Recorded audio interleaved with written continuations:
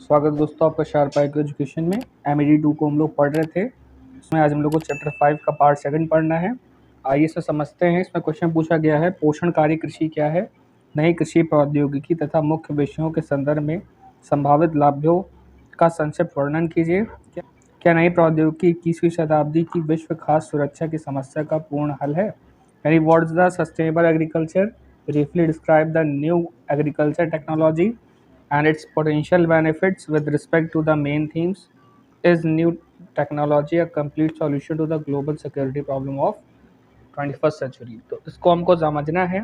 पहली बात तो सस्टेनेबल एग्रीकल्चर, पोषणकारी कृषि क्या है और जो आज की जो नई टेक्नोलॉजी है ये किस तरह से मदद पहुंचा रही है हमको पर्यावरण को सुरक्षित रखने में।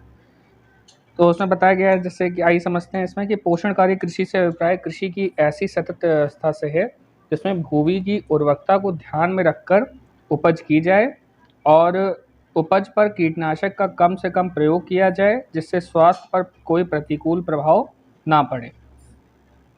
ऐसी नीतियों का उपयोग करना जिससे उत्पादकता में भी वृद्धि हो। तो ऐसी कृषि करना जिसको ऐसी कृषि को ध्यान में रखकर कर रहा है जिसमें उर्वरकता पर ध्यानपूर्वक ध्यान दी जाए और ऐसी कीटनाशक का प्रयोग ना करना जिससे स्वास्थ्य पर प्रतिकूल प्रभाव पड़े। तो जैसे कि आप जानते हैं कि आजकल केमिकल फर्टिलाइज़र का प्रयोग किया जाता है जिससे स्वास्थ्य पर बहुत हानिकारक इसका प्रभाव पड़ता है। तो ऐसी कृषि ना करना जिससे सतत विकास को आगे बढ़ाया जाए और साथ ही साथ उत्पादन में भी वृद्धि हो, उसमें कमी ना आए, इसको भी ध्यान में रख के करना। आगे बढ़ते हैं। कृषि में मशीनीकरण, प्रौद्योगिकियों व रसायनों का अधिक प्रयोग ने उत्पादकता में वृद्धि तो की, किंतु इसके नकारात्मक प्रभाव के कारण इसे अपनाने में कठिनाई आ रही है। तो जहां कृषि में प्रौद्योगिकी और रसायन और मशीनीकरण का तो उपयोग तो किया गया, लेकिन आज इसमें उत्पादकता में वृद्धि भी की, लेकिन आज इसके नकारात्मक प्रभाव के कारण इसको अपनाने में कठिनाई हो रही है। चूँकि आप जान रहे हैं कि किस तरह से जो उपज है भूमि का वो दिन दिन घटता जा रहा है और ज़्यादा मशीनीकरण और प्रौद्योगिकी के कारण, यदि हाई टेक्नोलॉजी के कारण जो ग्राउंड वाटर लेवल है उसमें भी कमी देखने को मिल रही है और साथ ही साथ जो स्वास्थ्य है उसमें भी हानिकारक प्रभाव इसका देखने को मिल रहा है। अब ऐसी सतत कृषि की व्यवस्था के प्रयास किया जा रहा है जो समुदाय व पारिस्थितिकी को लाभप्रद हो। तो अब ऐसी कृषि की ओर हम लोग बढ़ रहे हैं जो समुदाय और जो पारिस्थितिकी है, परिस्थिति यानी कि हमारे आसपास रहने वाले जो भी जीव जंतु हैं उनके लिए लाभप्रद हो, इस प्रकार की कृषि के लिए आगे बढ़ा जा रहा है। इस प्रकार की व्यवस्था में किसान को शिक्षा, खेतिहर मजदूरों, कृषकों, उपभोक्ताओं एवं नीतियों निर्धारक इत्यादि के दृष्टिकोण व निवेश भी शामिल हैं। तो इस नीति में किसानों और खेतिहर मजदूरों को जो भी हैं उनको शिक्षा प्रदान करके अलग अलग प्रकार से नीतियों को समझाकर इसमें इनको शामिल किया जा रहा है। एक सतत कृषि समुदाय के निर्माण के लिए कृषकों, मजदूरों, नीति निर्धारकों, शोधकर्ताओं, फुटकर व्यापारियों व उपभोक्ताओं सभी का सहयोग आवश्यक होता है। तो जितने भी लोग हैं जो भी डायरेक्ट और इनडायरेक्टली जो कृषि से जुड़े हुए हैं, तो इन सभी का सहयोग आवश्यक है एक पोषणकारी कृषि यानी कि एक सस्टेनेबल कृषि के डेवलपमेंट के लिए।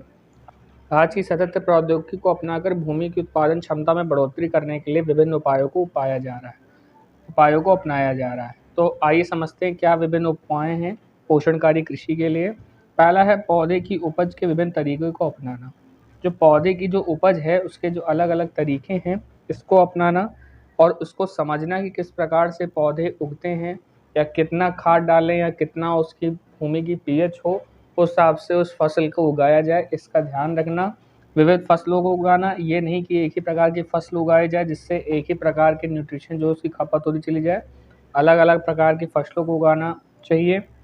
अगला है भूमि की उर्वरता में वृद्धि करने वाले उपायों को अपनाने, यानी कि ऐसे उपाय अपनाना जिससे भूमि की जो फर्टिलिटी है उसमें वृद्धि हो। इस प्रकार की अलग अलग की उपायों को अपनाना, जैसे कि आप समझ रहे हैं कि मैन्योर और फर्टिलाइज़र, जो फर्टिलाइज़र होता है वो केमिकल कंपाउंड से मिलके बना होता है, वही जो मैन्योर होता है वो ऑर्गेनिक कंपाउंड से मिलके बना होता है। तो खासकर मैन्योर्स को ज़्यादा प्रायोरिटी देना फर्टिलाइज़र की जगह, जिससे भूमि की उपज में वृद्धि हो सके।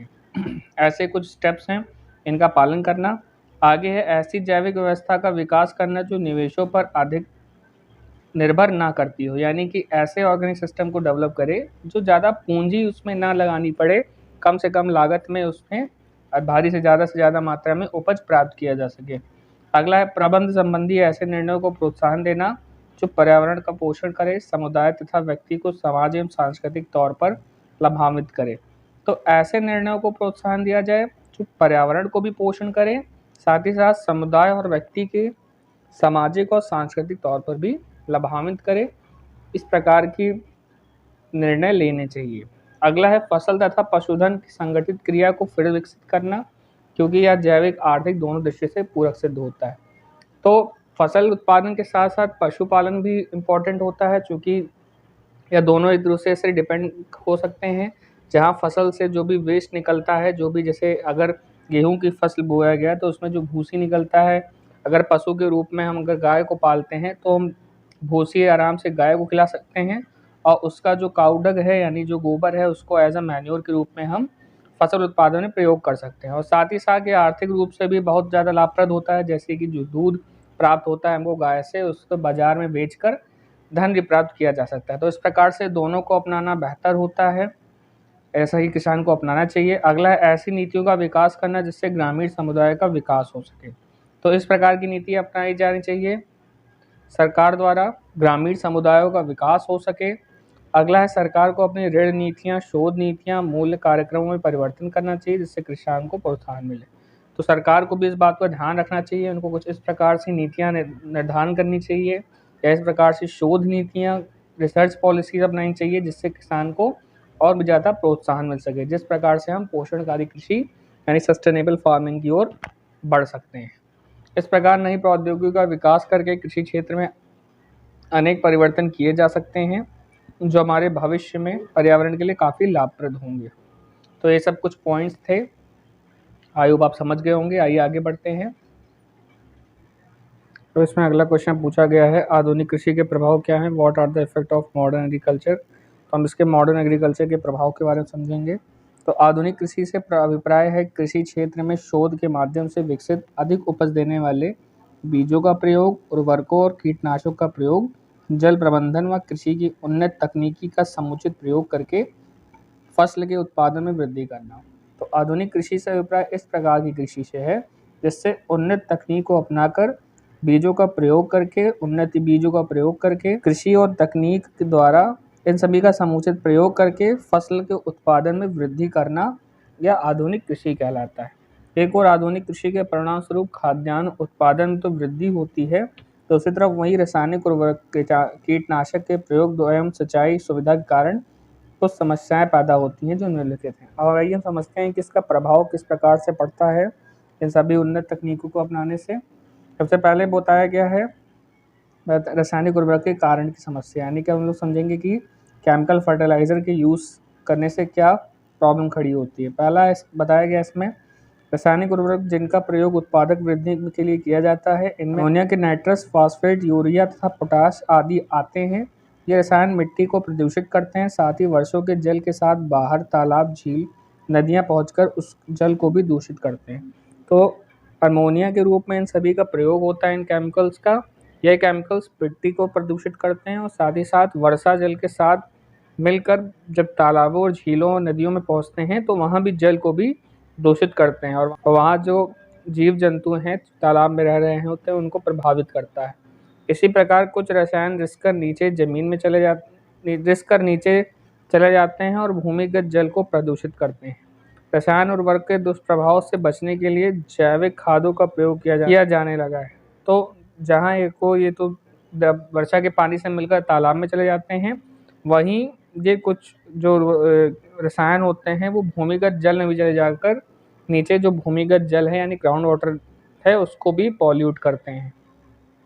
तो इस प्रकार से जो केमिकल फर्टिलाइज़र है इनका प्रयोग नहीं किया जाना चाहिए, इनके जगह जो ऑर्गेनिक फर्टिलाइज़र हैं यानी कि जो जैविक खाद हैं, जैसे काऊ डंग हो गया, ये सभी हो गए, ये सब ऑर्गेनिक फर्टिलाइज़र के अंतर्गत आते हैं, इनका प्रयोग किया जाना चाहिए। आइए आगे समझते हैं। दूसरा बताया गया है इसमें कीटनाशकों के कारण समस्या, यानी प्रॉब्लम ड्यू टू पेस्टिसाइड। अब जो कीटनाशकों का छिड़काव होता है फसलों में उसके क्या हानिकारक प्रभाव होते हैं इसको समझते हैं। आधुनिक कृषि में जैवनाशी रसायनों का प्रयोग करके फसल को नुकसान पहुंचाने वाले कीटनाशकों को मारा जाता है।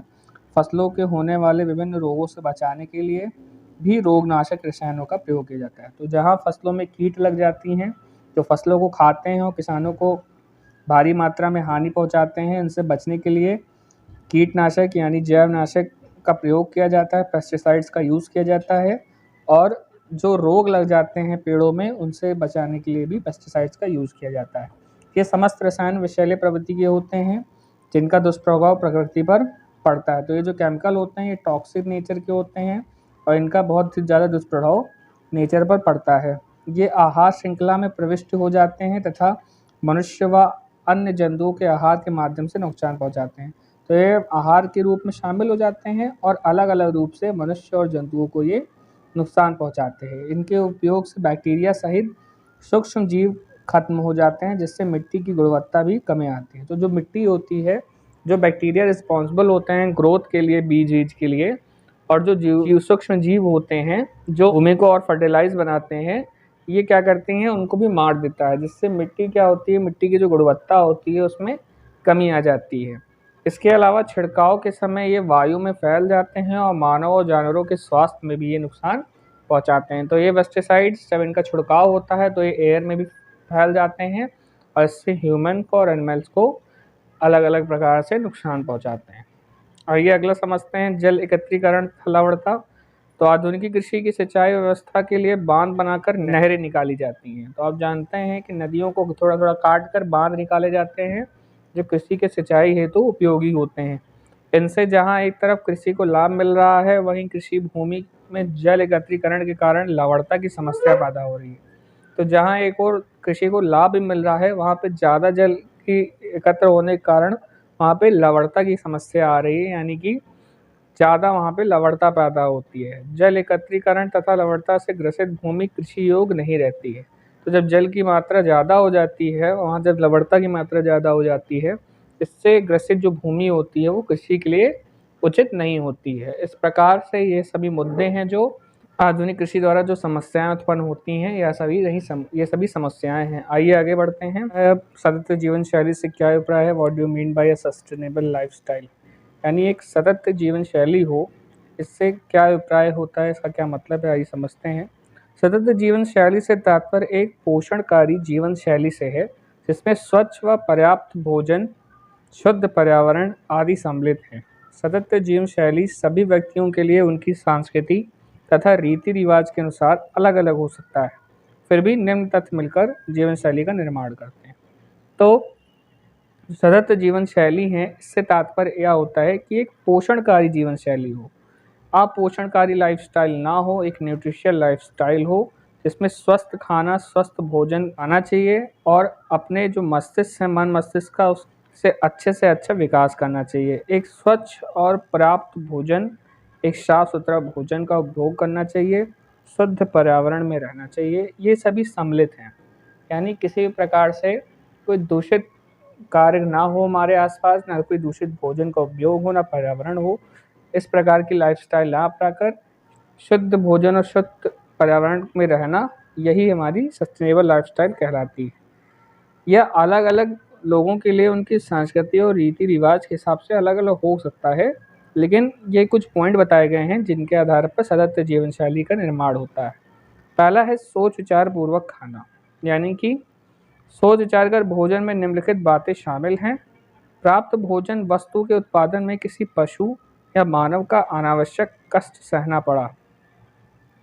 तो सोच विचार कर भोजन में निम्नलिखित बातें शामिल होती हैं, जिसमें बताया गया है कि जो प्राप्त भोज्य वस्तु है, यानी जो भोजन है, उसके उत्पादन में किसी पशु या मानव को जो अनावश्यक कष्ट सहना पड़ा होगा, तो इस चीज़ को सोचना पहले, ताकि इसको आप उसकी वैल्यू पता चलती है। अगला है भोजन कितनी दूर से आया है, इसका उत्पादन किस प्रकार हुआ है, और भोजन के उत्पादन में कीटनाशक उर्वरक का उपयोग हुआ है या नहीं। भोजन में आनुवांशिक रूप से परिवर्तित जीव होने की संभावना है। तो कहने का मतलब ये है, तो पहले आपको जो भोजन आप खाते हैं उसके बहुत सोच समझ के और उचित मात्रा में लेना चाहिए, उसको अनावश्यक नहीं लेना चाहिए। उसके बारे में सोचना चाहिए कि वो भोजन कहाँ से आया है, कितना कष्ट सह के आया है, कितनी दूर से आया है, उसमें कितनी लागत लगी है। तो इन सभी को सोच विचार करके खाना चाहिए, जिससे आप उसकी वैल्यू को समझेंगे और उसको अनावश्यक रूप से वेस्ट नहीं करेंगे। दूसरा, अब इसमें सचेत होने की बात होती है कि उसको आप ये सोचेंगे कि इसमें किस प्रकार के कीटनाशक का प्रयोग हुआ है। जैसे आप कभी-कभी कुछ फल, कुछ सब्जियाँ देखते हैं, इससे आप महकते ही आपको कुछ ऐसे केमिकल्स की महक आ जाती है, जिससे आप जान जाते हैं कि हाँ, इसमें कुछ न कुछ केमिकल पता है। तो उसको आपको साफ-सुथरा धुल के उसको खूब अच्छे से तभी उसको खाना चाहिए, जिससे आपको स्वास्थ्य का हानिकारक प्रभाव ना पहुँचाए। सततशील के अंतर्गत व्यक्ति को अपना धन ताज़ा अदूषित स्वस्थ भोजन पर ही व्यय करना चाहिए। तो अपना जो आप पैसा है उसको आप एक हेल्दी फूड के ऊपर ही आपको खर्च करना चाहिए। एक अच्छा फ्रेश और अनपॉल्यूटेड फूड ही परचेज़ करना चाहिए। सोच विचार पूर्वक खरीदारी। इसमें निम्नलिखित बातें शामिल हैं। खरीदारी किस बाज़ार से करनी है? उस बाज़ार तक पहुँचने का साधन क्या होगा? साइकिल व पैदल?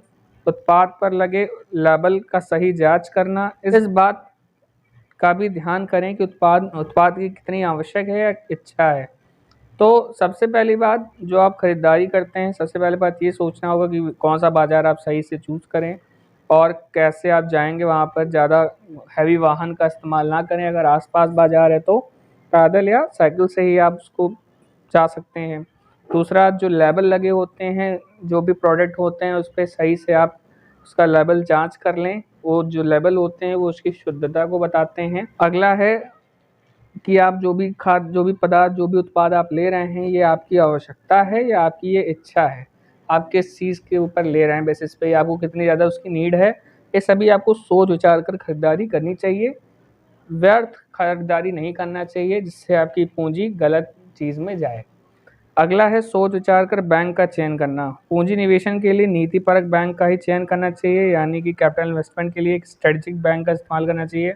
ऐसे बैंक का चयन नहीं करना चाहिए जो फ्रॉडिया लग रहा हो, जो छोटा बैंक हो, जो आपका पैसा लेके कल को फरार भी हो सकता है। तो इस प्रकार से जाँच परख करके, सोच विचार करके सही बैंक में आपको पूँजी निवेश करनी चाहिए।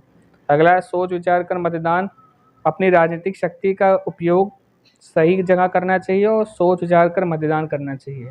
यानी कल को कोई ऐसा पॉलिटिकल लीडर आपके सामने आप पे एडमिनिस्ट्रेशन ना करे, आप पर जिसकी नीति अच्छी ना हो। तो इसी वजह से आपको जो अपना मतदान है वो सोच समझ कर सही प्रकार से मत देना चाहिए। अगला है प्राकृतिक संसाधनों का सोच विचार कर प्रयोग करना, यानी नेचुरल रिसोर्सेज का सही वाइजली यूज़ करना। इसमें समझते हैं, इस बात का ध्यान रखें कि आप कोई भी गतिविधि पर्यावरण के लिए हानिकारक ना हो। तो आपकी कोई भी ऐसी गतिविधि ना करें जो एनवायरनमेंट के लिए हार्मफुल हो, इस चीज़ का आपको ध्यान रखना चाहिए। अगला है नवीनीकरण, पुनः उपयोग या ऊर्जा के बारे में उत्साह रखनी चाहिए। तो आपको हमेशा से एंथुसियाज्म रखना चाहिए एक रिन्यूएबल और रीयूजेबल एनर्जी के बारे में। इससे आप उत्साह रखेंगे तो आप उसको खुद भी पालन करेंगे और आप दूसरों को भी उसके बारे में बताते रहेंगे, जिससे अगला भी इसके बारे में मोटिवेट होगा इसको उपयोग करने के लिए। अगला है सोच विचार का संवाद। अपने विचार व्यक्त करें तथा साथ ही अपने आसपास के लोगों को विचार व्यक्त करने का पूरा मौका दें। तो सोच विचार कर संवाद करना चाहिए, अपनी बात को नहीं रखना चाहिए, अपने आसपास व्यक्ति की भी बात सुनना चाहिए, जिससे आप सामने वाले की समस्या और उसकी बात को भी सुन सकें। तो ये रही एक सस्टेनेबल लाइफस्टाइल के पॉइंट्स। इस प्रकार के अगर आप नीति को अपनाते हैं, इन सभी को सोच विचार कर आप कार्य करते हैं, तो आप सतत जीवन को शामिल कर सकते हैं। आज के लेक्चर में इतना रखते हैं। अगले नेक्स्ट लेक्चर में हम इसके चैप्टर 6 को डिस्कस करेंगे। अगर आपको लेक्चर पसंद आता है तो कमेंट सेक्शन में ज़रूर बताएं। अपना क्वेश्चन भी आप कमेंट सेक्शन में ज़रूर पूछें। लाइक करें, इसको अपने दोस्तों के साथ शेयर करें। शुभ दिन, धन्यवाद।